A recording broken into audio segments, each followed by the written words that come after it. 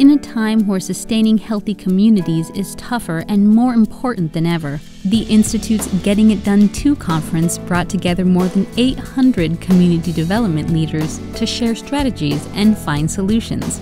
Well, I wanted to come to the conference because comprehensive community development is the wave of the future in our field. We don't all have time to reinvent the wheel in every community, so knowing what works, sharing that information, and knowing what doesn't work and sharing that information as well is really important. When you look at comprehensive work, there's various ways to be involved in it, but you don't really have the expertise in all of those areas. However, it's critical that you address those areas, and so the conference has really been helpful in some of the areas, where we don't have the expertise. I really appreciated hearing from local residents, and I always get inspired when I hear about what just regular people can do and the power of local voices.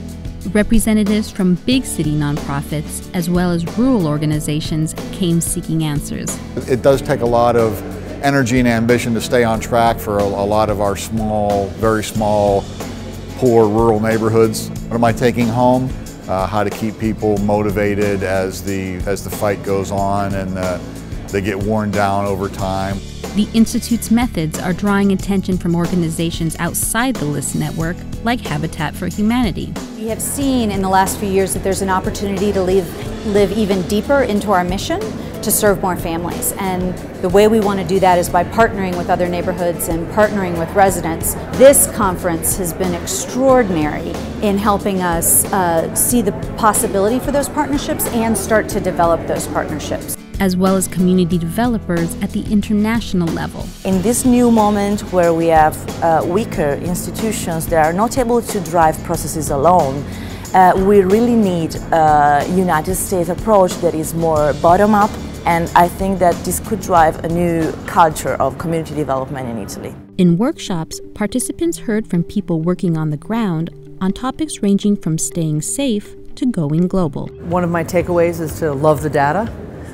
Recognize that if you're going to make omelets, you're going to break some eggs, and that if we're going to take risks, we'll take them and we'll fail forward and be transparent about what those failures were so that we can all learn from them. Roundtable discussions brought experts as well as those new to community development to work together. From this training, I'm getting all kinds of ideas how we can better strategize in terms of dealing with the issues of foreclosure and abandoned properties that I can bring back to my department.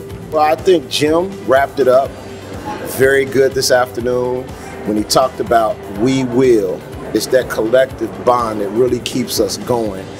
And you get down sometime and you think back to the day, you go, we will, and we will. We're going to change the world. We're going to make better places for people to live. And that's the takeaway for me.